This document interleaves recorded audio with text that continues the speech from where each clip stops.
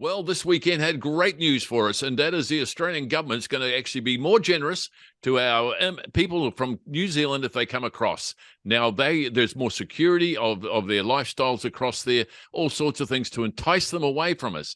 What Dave, already small businesses are struggling with lack of skilled labor. Is this going to cause them a bit more difficulty? Look, my personal view is I don't think it's going to be a huge factor. I think the people that were already going to leave were going to leave anyway.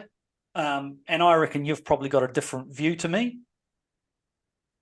Well, possibly. I generally do, but let's go with it. So, all right. So you're saying there's not a problem here, so nothing to see. No. I think there is very much a problem here. I'm not sure that the big news over the weekend is really asking the right questions. Why is it that so many people want to leave? It's one of the things that we were talking about beforehand. You were talking about the rates of pay for nurses. Nurses can earn just about double over in Australia what they can in New Zealand. If I was a nurse, I'd be on that plane, wouldn't you?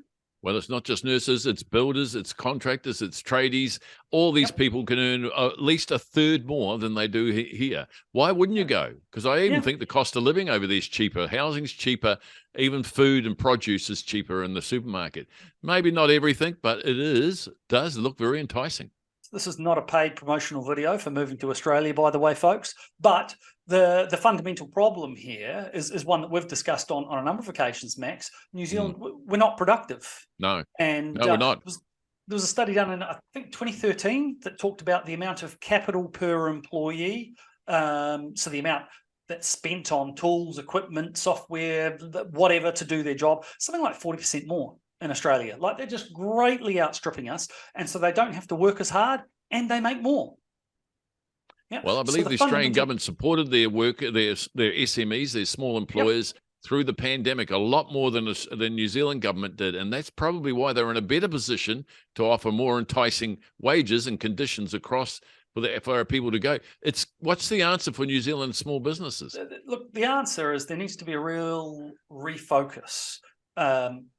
Where I keep saying this, that neither edge of the political spectrum seems to be talking about how do we become more productive. We're an unproductive nation. We're a nation of people who work incredibly hard, but we don't invest in technology.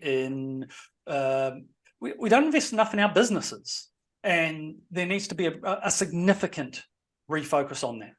I totally agree, Dave. And look, if there's one thing we have agreed on, that's great. Hey. So on that basis, if anyone's out there in a position of power or influence on our government, what we want is the investment, or our banks. Goodness me, we need investment in business for robotics, for software, anything that'll actually help them make them more productive. Folks, we need this urgently. Otherwise, absolutely, the future looks dismal. We're just going to keep sliding down the ranks of the productivity, the OECD productivity thingy-majiggy, whatever it's called. We're already low. Hardworking. I think we're at the rock bottom of the OECD countries right now, and that's really looking bad. Hey, Dave, more doom and gloom, but it's facts. We are delivering facts to you, SMEs out there. You need to find ways through this, and it's not going to be easy. But we're there for you, aren't we, Dave?